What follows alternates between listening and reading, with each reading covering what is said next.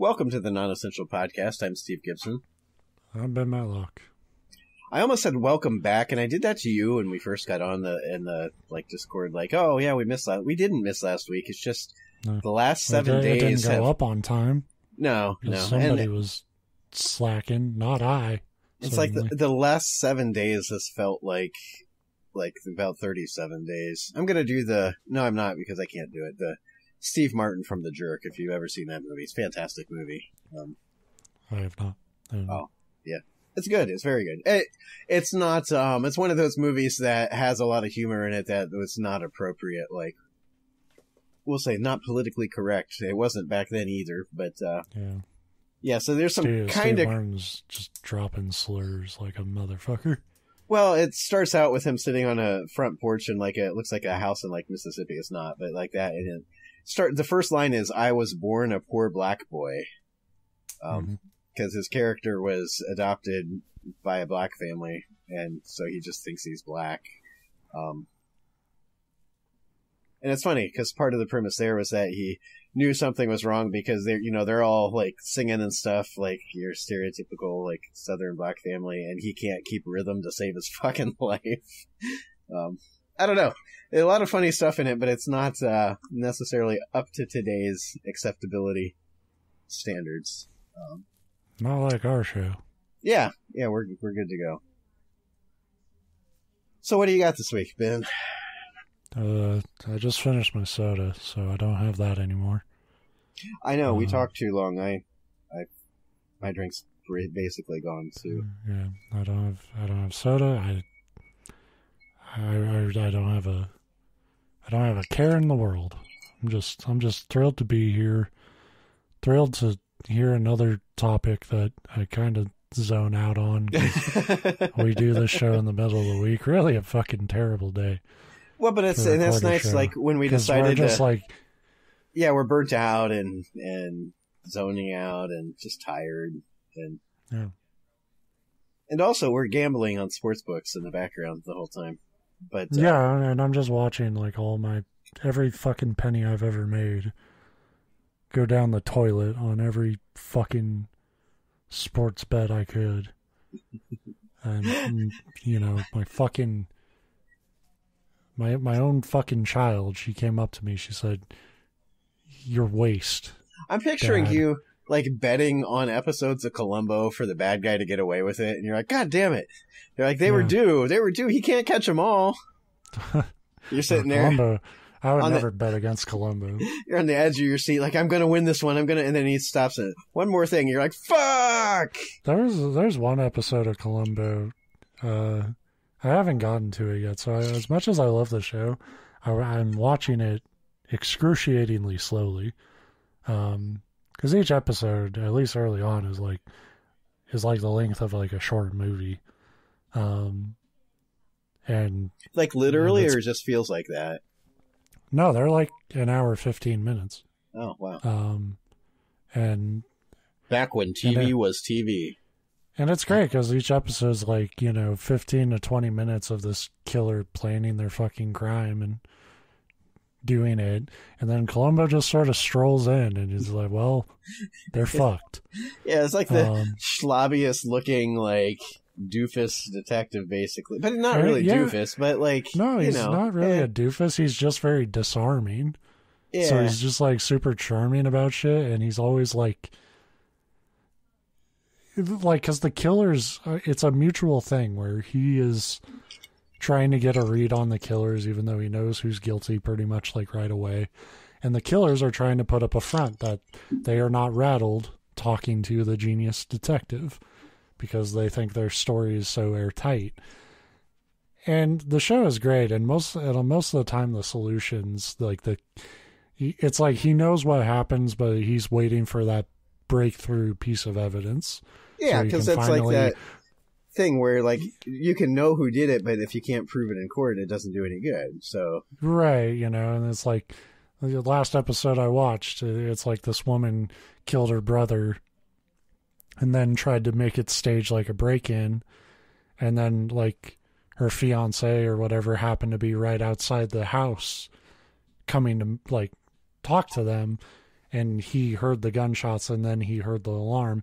And at the end, you know, Columbo's like, you know, there's a bunch of other holes, but this is the thing that, you know, it's his testimony, and he didn't even realize it at first, but he heard the gunshots before he heard the alarm.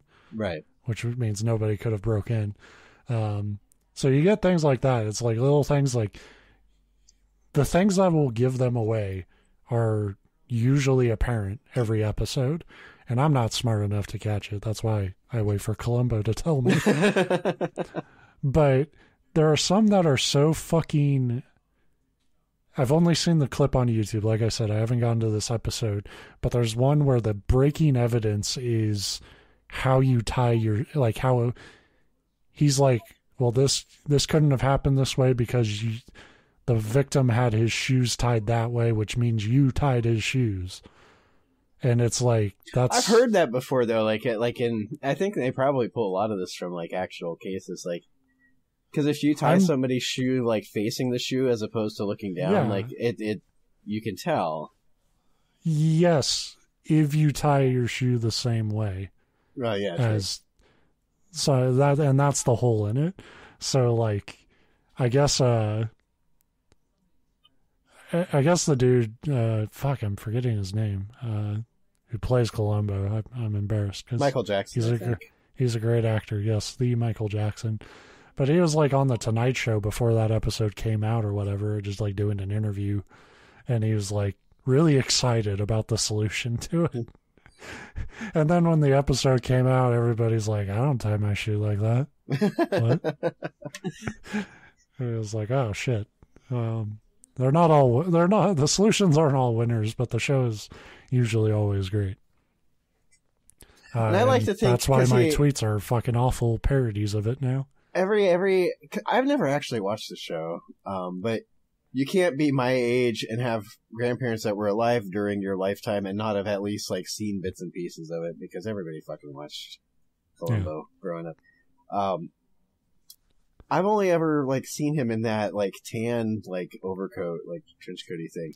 There's a episode where his wife, who you never meet throughout the whole season, he references his wife all the time.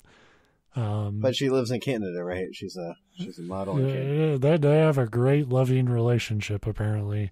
But there's one episode where she buys him a new coat, and he can't think with it. And he's just like, he's super annoyed with the coat, and he keeps trying to like forget it in a room. So he can be like plausible. Oh, I lost it, yeah. I lost it, yeah. Because he's just I totally did. I need to watch. I need to go through and watch these. I totally identify with that, because that's what I've had it multiple times in my life, where you have something you really like, but it's like old, and somebody's like, "Oh, I'll be really nice and buy you a new one," and you're like, "I don't fucking want this new piece of crap." Like, I like. It does sound like old people shit, but Columbo's genuinely a great show, and. Oh, but where I was going with that is I like to, in my head, picture that he's never taken that coat off, which that episode kind of throws that out the window. But like he does, but when he does, it's usually the scenario he's in is usually pretty funny about it. Yeah, and I also like to think he's never had that dry cleaned or anything once. It's just like the same. He looks like shit. Yeah, all the time, and it's great. Well, that's I think why I like him too, and it's as the whole point. Like you said, he's supposed to be kind of charming, but kind of disarming. Like not like he's brilliant, but you look at him and you don't think like imposing necessarily. Yeah, like a lot of times the killers underestimate him. Other times, like the killers are getting annoyed at how like persistent he is, and will just like accept the story and fuck off. But nobody really knows like how smart he is until the end. And like I like to think, he actually kept track of everything. And I like to think part of that is his clothes and his coat in general don't particularly fit him well. Oh yeah, and he shows up in a beat up piece of shit. Yeah, and it's like between when he's trying to think shit through, he's eating a bowl of chili. And again, I identify with all of that except for the part about being perceptive and smart. Like. That's beyond me. I can't. Yeah, never been there. And that's why I'm watching. And it's like he's like my superhero. It's like what if I got blessed with like great deductive reasoning? But it's on Tubi, that free streaming service site. Yeah. Like I think most, if not all, the seasons are on there. So that's what I've been watching it on. That sounds like a perfect thing to watch. Exactly, that's what it's about to say. Like as you're falling asleep. Yeah, and you can jump in at pretty much any time. You know, it's like I watch maybe like 20 minutes. Okay, I got the setup. I can't wait for Columbo to bust their ass tomorrow. You know, that's why I need to get our TV that we're. I think this puts us in like the bottom bracket of Americans. We have 2 TVs in our house, one in the bedroom and one in the living room. That's it. But the one in the bedroom died like 2-3 months ago, and I don't know. I always say like I don't have the money to replace it. TVs aren't that expensive. I physically, like my bank account could handle going and buying one, but I've just them enough. That between that and the fact that I've got 42 years experience of. Anytime I go out, I'm like, okay, fine, I'll spend a couple $100 and get a TV. That's when, like, your car tire gets slashed or your water heater dies or, like... It's almost like a superstition at this point to never buy myself anything enjoyable because the second I do, something's going to get fucked up.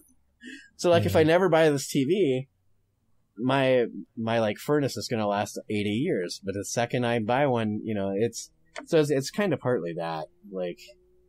Although I just got a smoking hot $100 bonus at work today, so. Alrighty. Yeah, that's you about yourself a 6-inch screen. I was going to say it's about a third of the way to the size TV I want from because I don't really. Our bedroom's not big. I can't. It's not like I can use an 80-inch TV in there. Anyway, but 50 to 60 inches would be ideal. And I'm not one of these people that needs like, oh, this is the best one. It's got the blackest blacks and the HDR-est HDR, and it's 80 or 8K. Like, I don't need any of that shit. It's a bedroom TV to watch for a half hour as you're falling asleep. But so I'm about a third of the way to bonus money to getting one. But when I do, I'm watching Columbo. I'm using all that fidelity to watch a fucking show from the 70s, 80s. Yeah, fucking. Goddamn, 60 years ago. I think it was probably, 80s and early 90s? I can't remember. As a kid, I never knew it went on for a long time. Like, it went on into, like, maybe the early 2000s. Well, and the way things used to run in syndication, like when I was growing up, is there's a lot of shows that I thought, like... Well, a lot of things. A lot of shows I thought were new, and I found out, like, no, those things were 20 years old when I was watching them. Maybe not 20, but because those were usually pretty apparent. But I remember like plenty of shows, a lot of cartoons even, that it's like, oh, I watched that my whole childhood, and then you look it up and it like had 14 total episodes. They just fucking played those same 14 episodes for like 8 years straight. Yeah. So I don't know, like I didn't pay enough attention to, like I just watched stuff. I've never been the kind of person to like learn about like every actor's backstory and the director and this and that. It's just if it was on and I enjoyed it, I watched it. So like as an adult, I get surprised by a lot of stuff. Like, oh, that show went for 27 seasons and that other show went for a season and a half. But in my mind, they feel like the same length. Anyway, Columbo. That's our show. We're actually just a really review. Yeah, we're a really long paid advertisement for Columbo, which is weird that they're paying us to advertise a show that's been off air now. You know what? It's better than anything we'll bring to the fucking show on a week-to-week basis. I just Still like watch Columbo and imagine we're there with you. I like the idea that we would be an official, like, paid sponsor for a show that's been off the air for like 20 plus years. So I love the idea that anybody would pay me to like sponsor anything. The amount of shit talking I've given advertising. I was going to say, we're way more likely to get somebody to eventually pay us to not talk about them in any capacity. Yeah. Like, look, this is PepsiCo. If you never mention our products again, we'll give you like $20. Like, I would not be able to navigate an ad read because I would just be like taking the piss out of it the entire time. Like, really, this is the best fucking dick enhancement gum on the fucking market. Really great. The afternoon sports show that I like here, I like because they talk like 8% sports and 92% they just bullshit exactly like we do on this show. They do a lot of ad reads. There's some of them, like a lot of the like actually scripted ones are written to be like to sound like they're not scripted and it's just them like bullshitting. But they also do ad spots where it's not scripted at all. They're just supposed to bring up like the product. And the one guy is funny because he'll end up in these conversations that are like, yeah, there was one the other like last week I was listening to. And it's like, I could see the sponsor pulling out of the station, considering where he took this conversation. They remind me of us, except for like professional and successful. Like that's where they're at. And that's why I like their show. Like, I've heard the common complaint against their show is, oh, they don't ever talk about sports. I'm like, they're on in the afternoon. It's a local sports show. By the time they're on, all the sports topics have been talked about to fucking death. Like. Well, then really, how much is there to really say about sports? Right. And they do hit the major stuff. That's like I said, they bring it up, they talk about it, then they add their 2 cents. But they also understand that you don't need to cover the same, like, LeBron said this, like, for the 80th time today. It's like, right. Anyway, let's not fall down that rabbit hole. It's a story show. Yeah, I don't know why I'm fucking stalling, because I think my story's kind of long this week. I mean, I actually read through it. For once, it is a creepypasta week, and I read through it, so I'm very happy with the story. But it's on the long side, so we should probably get to her. Get to it. Real quick though, if you haven't listened to the show, but for some reason you're still listening at this point, we just do random stuff each week, and by random I mean creepypasta 9 out of 10 times. Yeah, pretty much. It's almost over. Guys, yeah, hang in there. Somebody's going to take us out before too long. Like I said, it'll be me driving off a cliff, Thelma and Louise style, just minus my like to the death partner, just me. And a Nissan Rogue too, which is less like cinematic than a convertible, but whatever. This story is called Overgrowth, and it's by Aphibicus 192,000. Not spelled out, numbers 192000. So I was mostly just impressed by how many Aphibicuses there had to be to pick 192,000. Until we got the optimal one. Yeah. We've created thousands of these guys. And it sounds like a frog counting device, like arithmetic device. Do you have the Aphibicus? Aphibicus Maximus. Sounds like a Harry Potter spell. No, that's true too. I fear the hulking giant that waits just outside my home. I'm too afraid. Let me at him. I'm too afraid to even look up at him in his full size. He stands 2, maybe 3 stories tall, silently watching me, his silhouette a pitch black void against the starry night. At any moment, he could rip through the flimsy shelter I call home like a dull knife through skin. Which is pretty violent, because a dull knife through... Skin's pretty tough. And a dull knife cutting through it, that's more of a rending motion than a stab or a slash. Yeah, that's bad. So why doesn't he? Why doesn't he get it over with already instead of staring me down? Because he's waiting for me to go outside so he may crush me and put me out of my misery. Giving in to him seems more and more appealing as time goes on. Because as much as he scares me, there are more of them out there, a lot more. Some smaller, some even bigger. So it's like a survival horror Shadow of the Colossus. Well, the weird thing is, you get to the end and he's just talking about ducks. Ducks are scary as hell. I guess a 2 to 3 story foot tall duck would be really... Ducks never scare me. Geese are fuckers. Like... Well, it's like, if you don't, like, expect them to, like, I would walk by them in the park and, like, if, like, a family of ducks were, like, swimming under the bridge over there, the way their quacks echoed, it sounded like fucking devil tongue. It was just like... I thought you were going to say they were, like, shouting slurs at you. That too, but so were the people.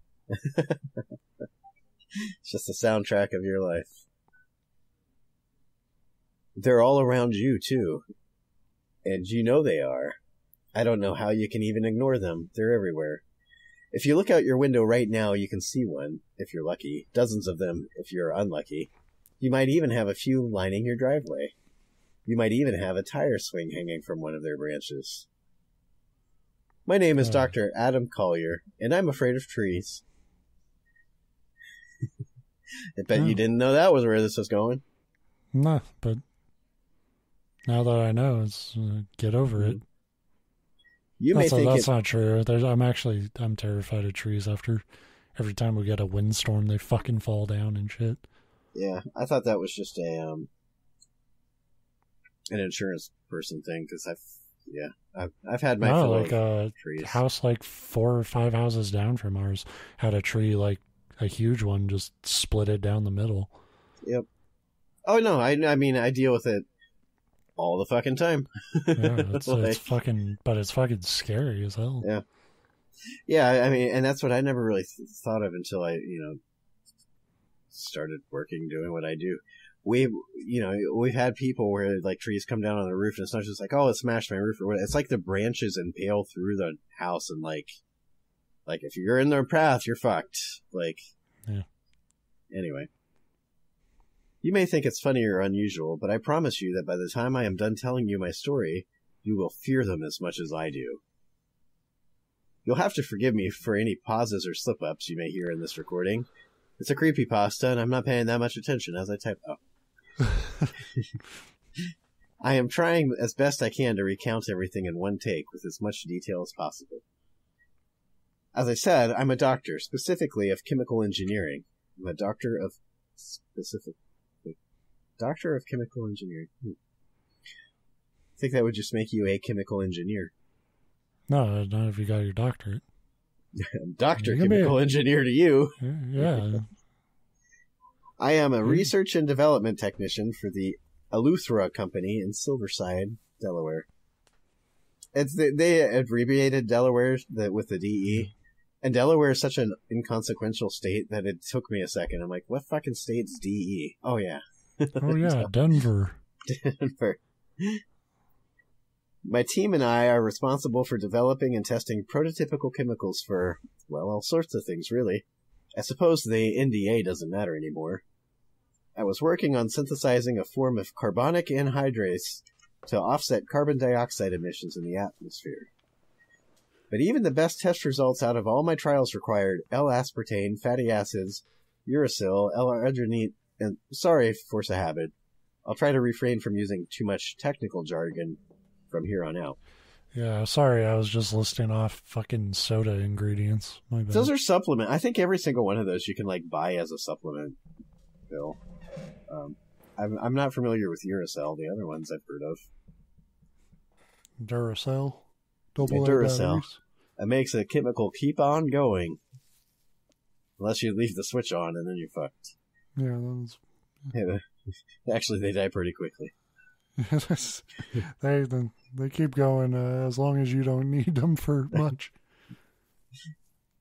What I meant to say is that after a series of failures, the closest thing I could come up with still required too much to be feasible.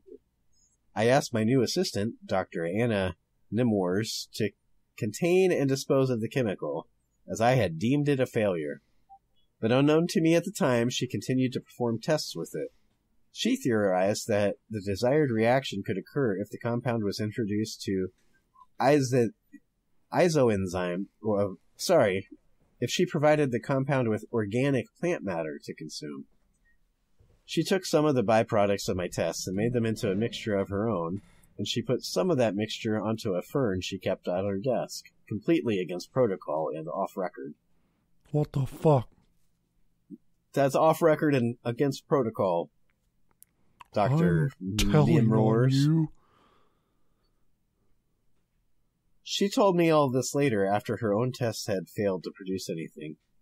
Not only did she break a dozen rules, but she also failed to create anything that could even be considered close to a success for our purposes.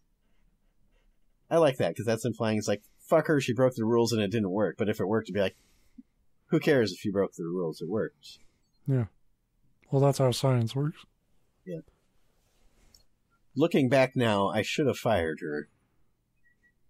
She did show me something entirely unexpected and deeply interesting. The chemical had not eaten away at the fern like she expected. In fact, the fern that she had claimed was almost dead had sprouted new leaves. Quite a few, actually. At the risk of being penalized for my own assistant's actions, I hesitantly reported this to my superiors. Instead of punishing me, they encouraged me to perform more tests. They saw potential for this as a new fertilizer. From that point on, things moved quickly. Our entire team ran more tests on the original compound I had made. It turns out the chemical was more than just a decent fertilizer. We saw a 2% increase in the rate of construction of plant cells. Once my team published our findings, funding started to flood in from all over. Government agencies, farming corporations, and agrochemical powerhouses were all chomping at the bit. Our findings could impact food shortages or help places that couldn't regularly grow crops. It wasn't too much of a stretch to say that our research could have solved world hunger. That's bullshit, because world hunger is only partly to do with the amount of food and a lot to do with the systems in place. We actually have plenty of food to feed. Right. Yeah, it has way more to do with the disbursement of, wealth. The moment you try to give your fucking chemically engineered crops to a poor country, McDonald's swoops in and will buy it. Right. Usually exclusively to make lettuce somehow. The bigger Mac. Yeah. Mondo Mac. Mac Daddy. I hope you're listening, McDonald's. I want to see one of these show up on your menu. I can't believe they haven't made a Mac Daddy sandwich. Yet. With all the funding and more than enough manpower thrown at this, we pressed on to the prototype development phase. Everything seemed fine. There were no issues and no downsides. We further engineered the chemical to make the affected plants drought and frost resistant as well. We even devised a means of controlled distribution. 2 dizzying months later, we conducted the first tests on outdoor crops. Tests proceeded admirably, but this latest batch grew a little too fast, and more concerning, our control crops, which should have been untouched by the chemical, also showed accelerated growth. We determined that test plants themselves were producing their own version of the chemical, which must have spread to the control crops by being carried on the wind, or perhaps it had penetrated deep in the soil, or maybe some bees had carried it across the fields. We weren't exactly sure, because we clearly didn't know what the fuck we were doing. Regardless of how it reached them, leaves and stems on all plants in both testing plots were growing 5 to 10% faster at the cellular level. Unfortunately, it wasn't just the tests and control crops that were affected. 2 days later, we noticed that the forest surrounding the test field had grown another 50 yards closer. That's when we knew we had a problem on our hands. Hazmat was called in to do cleanup. They burned down all plant life and salted the soil for 200 yards in the surrounding forest. They also burned and salted the test and control crops as well. While it was an embarrassing mistake, we were relieved that it was successfully contained. But our relief only lasted a few days. The forest was back to where it originally was in just 2 days. The extreme rate of growth made no sense. And to make matters worse, it wasn't contained. There was evidence that it had spread even further than the woods. This just reminded me of a video I watched yesterday of Red Dead 2, where if you drink 99 hair tonics before a cutscene, you can be completely bald in that game, and during the cutscene your hair just fucking just blows up around you like a full beard. Okay. How did I not even know that there's hair tonics in that game? I never used them, but yeah. That's the thing. I probably, because I have a playthrough I haven't gone to for a couple months now. But the funny thing about Red Dead 2 is it has all that snake oil shit, but it actually works. It's all that fucking con crap that actually existed back then, but it's actually mechanically very effective in that game. Yeah, and if you want a beard fast. in my canon, all of that stuff, every single one of those tonics and tinctures and whatnot that you get, it's all just cocaine. Like, all of it. Well, that's the stuff that worked back then. I know. That's why we don't have anything good now. They took our hard drugs cocaine away. They said it made me violent. I beat them to death for saying that. I'll fucking kill a fucker if they tell me I'm violent. I'm just partying. Anyway, there was evidence that it had spread even further than the woods. Faster growth meant more dispersal of plant matter, which potentially meant more plants were getting tainted with the chemical. Hazmat was called again, and they were like, "You guys again? Really?" More tree shit. Rad. But this time the damage was too widespread. Within days, plants all around Brandmar County showed signs of hyperactive growth. On my morning drive to work, the same blind turn that I had taken dozens of times before was blocked by a giant branch that would have surely killed me had I not stopped in time. The branch wasn't there the day before, I'm sure of it. No shit, because you would have had to stop or get killed. Like, that's a pretty easy thing to convince yourself that it wasn't there yesterday, if... whatever. The next day, the road was closed. In just a few short days, there were reports of major roads being swallowed up by greenery as far as 15 miles from our testing site. And it was still spreading. But we still didn't know how. We think the wind must have... Yeah, I mean, if you've ever seen weeds, like, it's magic. Shit just, it goes. We think the wind must have picked up the pollen, or leaves, or seeds of the tainted plants and carried them all over the state, maybe even further. If only some of us had doctorates, we could have planned on that possibility. Yeah, in honesty, none of us doctor of chemical engineering knew how plants worked. Yeah, whoops. I told him we should have hired at least one biologist, damn it. The Elusra company called in an emergency response force the size of a small army. I wonder where you call those in from. Like, are they just like... do they have franchises of small emergency response forces?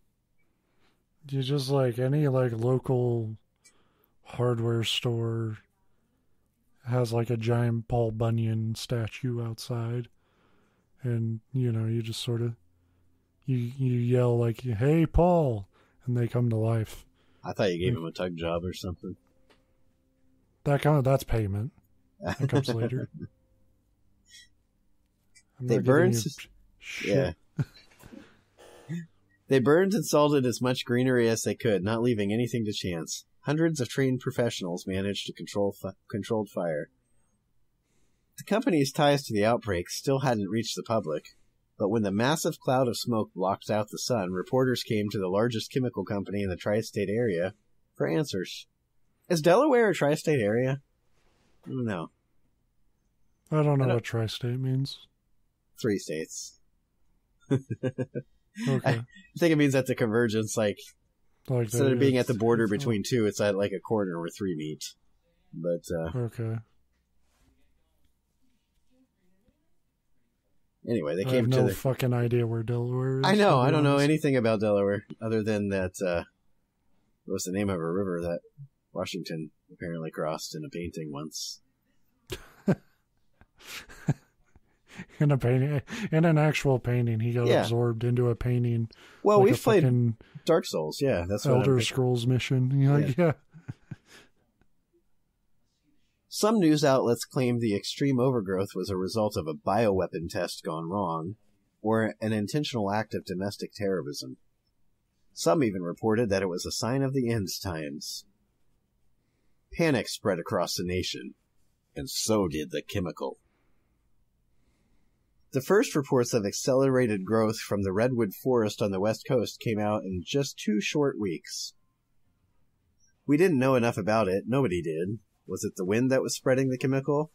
It should be weird because the atmospheric patterns tend to go west to east, not east to west, but you know, what do I know?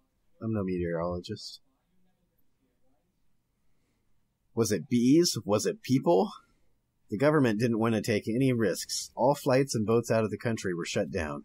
Because, as we've come to learn, the United States government is very quick to react to... Yeah, so, like, I love all this show where it's like, they shut it down and cruelly quarantined. It's like, we didn't want to close Walmart for a day. Right. Yeah, I think the full-on shutdown of the United States lasted about 18 hours. Yeah, it was not long. The United States tried to quarantine the overgrowth. Reports of property damage flooded into news agencies. Top-heavy trees were toppling over and crushing people's homes. Tree branches were breaking in through windows and piercing walls. Apartment buildings were being torn apart by the roots plunging into their foundations. I remember the first story of a direct death caused by the plants, all too vividly. Brendan Waters was an elderly, bedridden man staying at the Woodford Manor nursing home. He woke up one day to find that his small room was being invaded by wiry vines. Those same vines were thickest around his bed, where they had coiled themselves around his legs. He tried to pull them off, but they were so thick that he was so weak that he couldn't. He called for help, but the nurses were unable to get into his room. A patchwork of vines and roots had barricaded the metal door from the inside. Brendan could only weakly shout for help. Hours passed like this. We know every detail of the agony that Brendan went through because the nurses were right on the other side of his door as he screamed about the cause of his pain for 35 excruciating hours. Filming it for TikTok. I like that this whole thing started with the nurses trying to get in, and they're like, we know this because the nurses were... Because that implies that there might have been a chance that they're like, well, can't get in here, let's just move on down the... I'm going on break. I get there's a lot of shit in the way, but it's like, it's plant shit. Yeah. If you can break down a door, you can break down the plant shit. You would think. The vines that tied him down sprouted sharp thorns that tore into his legs as they crawled further and further up his frail body. The fire department was called in, and they're like, why the fuck are you calling us? We're the fire department, not the plant department. That's what I would say if I was a firefighter. I mean, I might be you just turned down injecting. Jobs. Yeah. Like, there's a cat stuck in trees, and it's like, look, man, I'm not a catologist or a treeologist. And I have no idea why that cat went up there, but I wish him well. Did you ever think he was trying to get away from you? Maybe because you were asking the cat to do shit cats don't do. Hoorah. And then you drive off. Yeah. I have a friend that's a firefighter, and I'm pretty convinced that they can do whatever the fuck they want, and people are like, they're heroes. Yeah. I mean, you know. Granted, they do a lot of heroic when stuff. There's a real fire, there's a real fucking fire. They are the, people who have to go toward it. Yeah, and they save people from, car accidents and overdoses. There's a lot of... do a lot of shit. Yeah, there's a lot of heroism involved. But, so I don't really know what my point was there. Well, like we were joking, I thought that was the joke, is that firefighters do a lot of shit, but if there was one who was just stubbornly refusing to help, he would be the biggest asshole. But yeah, I have probably more respect for firefighters than almost any other public servant job, because you don't make great money. And I don't know. It depends. You might be surprised how much. Well, yeah, that's true too. For what you're doing. Yeah, it's like when we get a wildfire, which we get. That's true. Your guys' firefighting out there is way different than the outlook of firefighting in Ohio. And again, I'm sure they make a living, but we're talking weeks of having to try to contain that shit. Yeah. And again, I'm not taking things away from firefighters in Ohio. We do not have rampant wildfires here. Now, I know some of them will go out to the wildfires to help, but yeah, we'd probably call you guys to come over to Washington, honestly. Oh, I'm sure they do. I know. Anyway, I don't know how this turned into... I do, because they called firefighters to fight these vines. They do have axes, so... Yeah, I mean, sure. It's like the second best thing to the Paul Bunyan statue. Yeah. If you're like, we need an axe. They were trained by Paul Bunyan, actually. Yeah. They call Paul Bunyan Sensei. And you also pay him in hand jobs. Like, a lot of similarities there between firefighters and this. Jerk your Sensei. Firefighters tried going in through the third floor window, but an immense tree completely blocked it. The same window that Brendan had asked his nurse to keep open on the beautiful days was how the overgrowth got into his room in the first place. Ironic. It's Twilight Zone music now. The window that provided nice views now provided death. Firefighters worked in shifts to chop through the thicket surrounding the window, but it was much too slow and the branches got thicker. See, at this point, wouldn't you call in, like, chainsaws? I probably wouldn't. I'd probably wait to die. Yeah. Honestly. Look how they're growing. I can't mow my lawn now. Like I'm too lazy. Like, how am I gonna combat this? Well, this is how. They, as the roots squeezed Brendan's chest, the firefighters cleared out the entire nursing home and went to work tearing down the wall nearest his bed. He couldn't feel his legs anymore. When they eventually opened up a hole in his room, they still had to contend with a mesh of pale roots on the other side. Brendan cried out for family. None were there. By the time that firefighters finally carved through the thicket, Brendan was no longer screaming. His body had been pierced by dozens of sharp, tiny branches. There was no blood on the scene. To be fair, calling out for family, that's just selfish. Yeah. Like, you're about to die. Like, I want my kids to get in on this. You fuckers put me in this particular home. Taking you with me. The news reported that his face had bright green leaves growing out of it by the time the coroner arrived. That report came about a month ago. Many, many more have suffered the same fate since. The country fully succumbed to panic. Many attempted to burn the aggressive forest towns themselves. Gasoline became more useful for starting fires than it was for cars. All major roads were blocked anyway. Gasoline's not the best thing to use to start fires, by the way. Engine oil, I mean, a lot of things would probably be better, but... Gasoline's the best thing to huff while you start fires. Exactly. So many people died in these amateur-controlled fires, and they died for nothing. The plants just grew back even faster, and it wasn't just people that were falling victim to the overgrowth. Greedy tree limbs grabbed power lines, causing power outages. Communications eventually went dark, too. Thirsty roots pierced the water pipes, and they soon went dry. The overgrowth took so much. I like it starts, the paragraph starts like it wasn't just people, so you assume they're going to talk about like the wildlife getting like eaten. But it's like, it wasn't just people, it was our power lines too. Well, that's where I would be fucking freaking out. Yeah, that's true. Can't play my Switch anymore, you bastards. I'm just pounding on a tree with your fists. They took everything from me. I had time now. Fucking people are dying. It's like, you weren't the only one who lost something, all right? Too many people have listened to the screams of their loved ones slowly being strangled by bright green leaves. All they could do was abandon them. Or join them. People tried to retreat to the deserts, but even the deserts showed more and more signs of the overgrowth. We'd made sure that the plants treated by our chemical could be used in places where it's hard to grow crops, after all. They were drought and frost resistant, too. Who knows what the death count is at now? I'm sure I don't want to know. I was shipped off to... I don't know why. Amundsen Scott South Pole Station in Antarctica by the U.S. government a few days before the borders were closed. Which I like that they're like, oh, they got me out of there just before closing the border. But it's the government, so even if the borders are closed, if they want you to go out, you know, they're still gonna send you out, because they're the ones kind of making the rules. Anyway.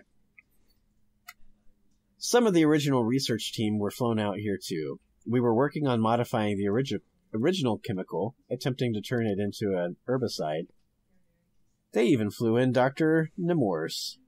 It was clear that she was in way over her head. I should have fired her. Not before, but like now, like in Antarctica, Yeah. like, you're fired. Our team wasn't sure if the overgrowth had reached anywhere outside of North America by that point. We hoped it hadn't. But a French scientist that the United Nations flew in confirmed what we had all feared. The overgrowth had crossed the ocean. Her and her team traced the chemical to algae that had made its way to their shores via fish. Her wife was crushed to death by a falling tree. Her name was Julia. I don't know if they mean the one that, like, the scientist or the one crushed by the tree. I think the one crushed by the tree. Guess it doesn't really matter who Julia was. Maybe she was both. Yeah.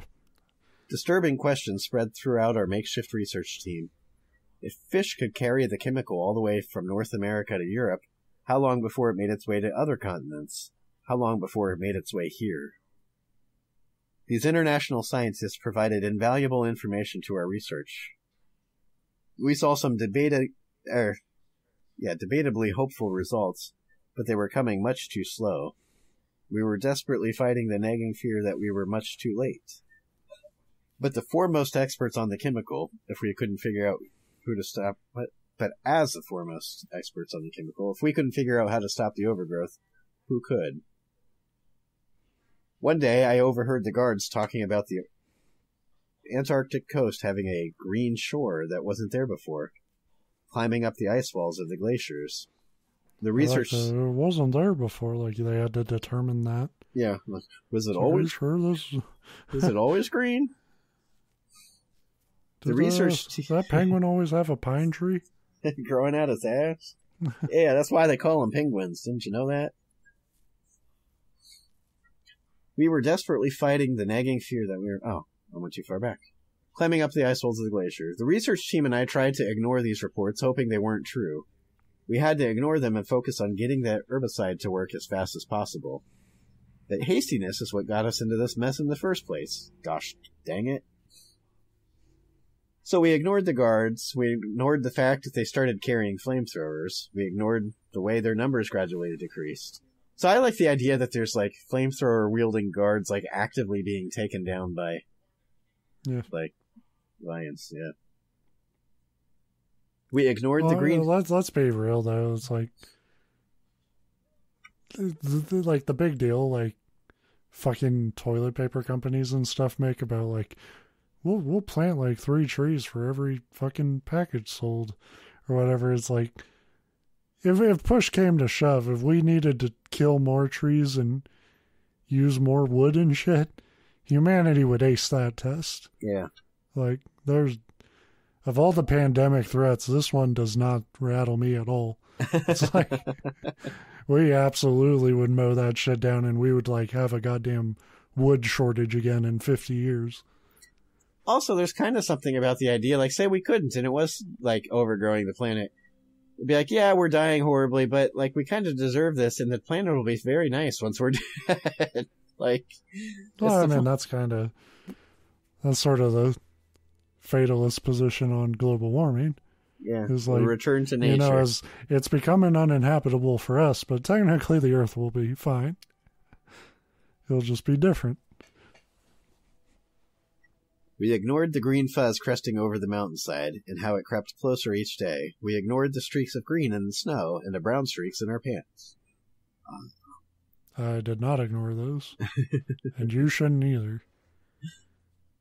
Clean your drawers, folks. That's what's causing the spread, really. It's improper ass hygiene. That's the thing. You need to use more toilet paper. Right. That's the message here. Dr. Nemours didn't come into the lab one day, even though we couldn't afford days off. I had to ignore the thick teal moss that covered her like a blanket when I went to check on her in her quarters. I should have fired her. Well, I mean, she's dead now, so I think you can let that go. Don't even have to take that to HR. Right. Less of my team showed up to work as days went on. They might have felt this plan wasn't going to work and decided to go out on their own terms.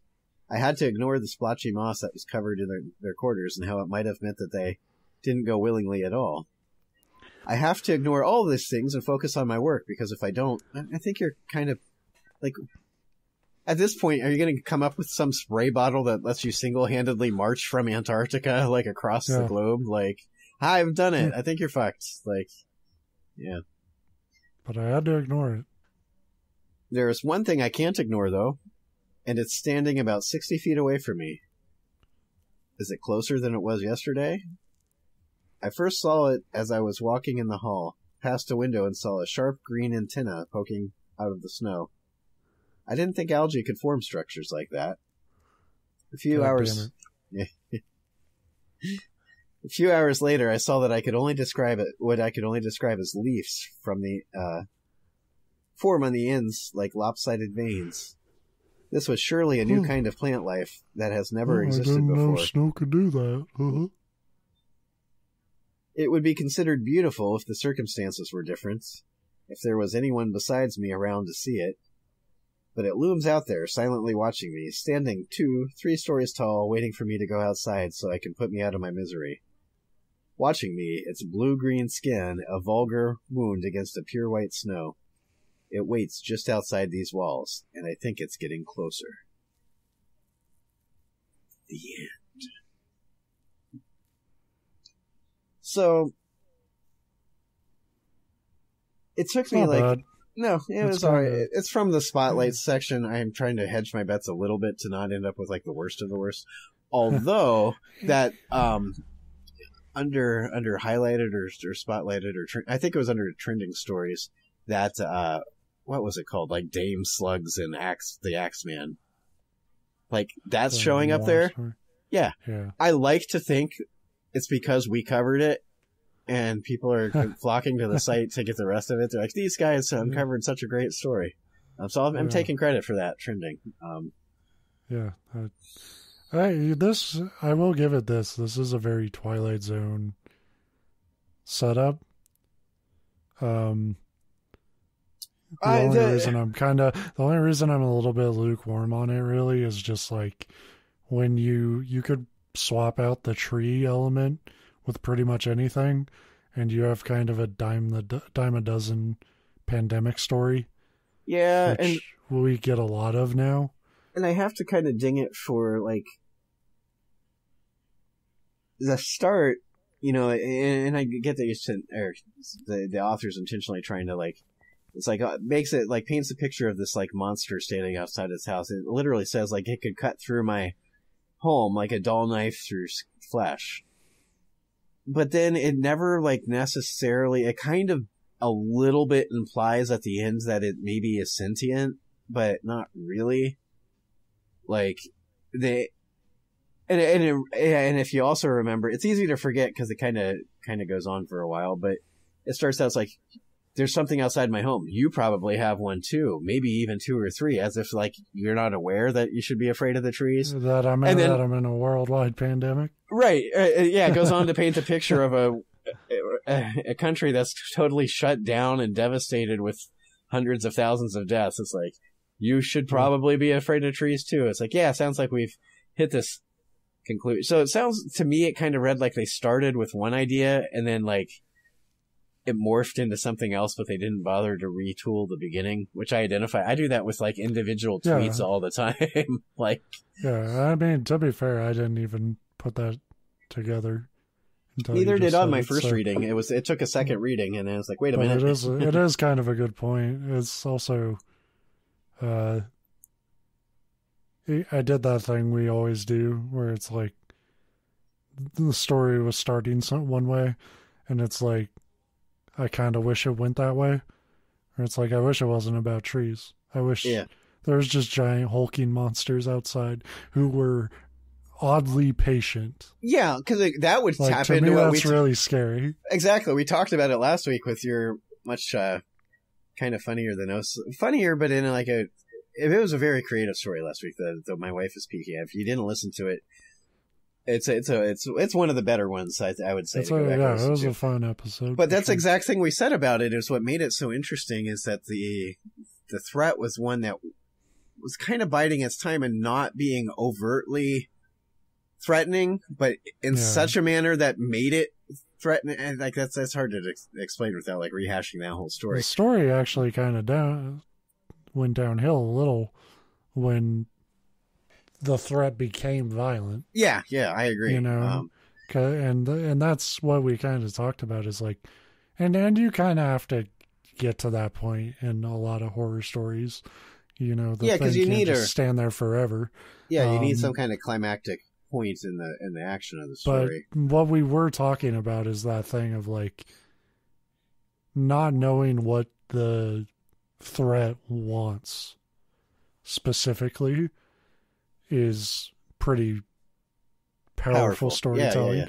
And I think, and to be fair, I think the story teases the idea of like, you know, what the plant life is doing in a way that's a little bit similar. It's like, you know, I didn't really struggle with like is it sentient or is it not? But it is that kind of thing of like man versus nature and not being able to control or understand how nature is developing.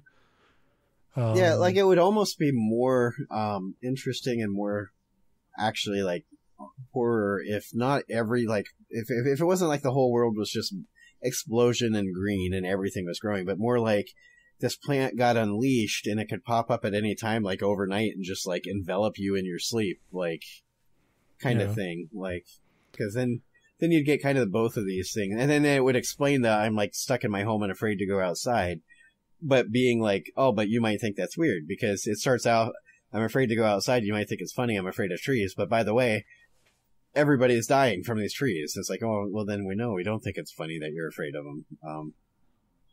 And I love, I'm, and it's the most Twilight Zone-y thing. I really like when the protagonist from any outside observer just looks insane, like just, and that your story last week had a lot of that, and, but it's like the terror at 20,000 feet with the guy on the plane and the gremlin, like, that's what made that one so fantastic, is like, he's personally going through this terrifying hell, but it's so absurd that everybody else is like, what the fuck is wrong with this guy? Even at the end, he saved all their lives and nobody believes him. Right. Which I love too, because they were one of the earliest ones that I've had experience with in my like very narrow experience of media, that not all their stories ended with like a real resolution, like where sometimes the protagonist was just drug off in like a straitjacket. Like, that's life, man. So if you didn't know this already, Twilight Zone was fantastic. And so is Columbo. Yeah. They should have had Columbo in the Twilight Zone. The Columbo Zone. Yeah. That's, with the way that they keep remaking stuff, man, I think we just hit our, let's put together a screen, like a script, and let's go to like Paramount Plus. Be like, we've come up with the Columbo Zone. They would never be able to pull off a Columbo reboot. They wouldn't. We could. We're geniuses. They would never let us, because like they would want us to like fucking cast like. You gotta get somebody schlubby. Like you gotta get Seth Rogen, man. I'm telling you. He couldn't do it. He's too like fucking Hollywood clean cut now. That's true. Stuff. It's like you need to really look like a fucking dirtbag. You're really describing me. My dreams of Hollywood stardom are starting to like get sparked here. Yeah. Although you said dirtbag, I'm not like, yeah. I'm just unattractive. I don't know. Make sure not to shave. We'll pop a cigar in your mouth. I think we could pull it off. That just sounds like a Saturday night to me now. Yeah. Well, yeah, pretty good story. Thank you for finding it. Thank you. Who was the author? Aphibicus 192,000. Okay. 192,000. That's how many views we just got you, pal. You're welcome. Yeah. Clearly, we already started one set of stories trending on. Yeah. It's that non-essential boost, man. Look at that. Yeah, and we'll be back next time. I don't even want to promise it anymore. I don't want to be like, we'll be back next week. Yeah, I'm a liar. So We need to starting every show with, another bonus episode. A patron only episode. Wow. Maybe next time. Bye. Toodles.